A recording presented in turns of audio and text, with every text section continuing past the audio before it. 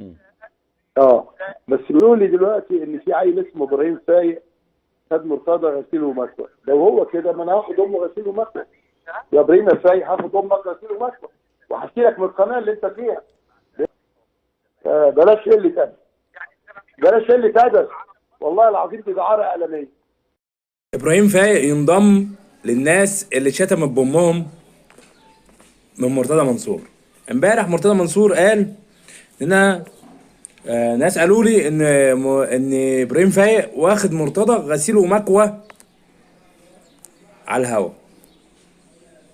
انا بقى ادي يا ابراهيم هاخد امك غسيل ومكوى. بصوا، انا عارف ان ابراهيم فايق مش هيعمل حاجه. ده راجل ده ما حتى ما ردش في وقتها على صفحته. يعني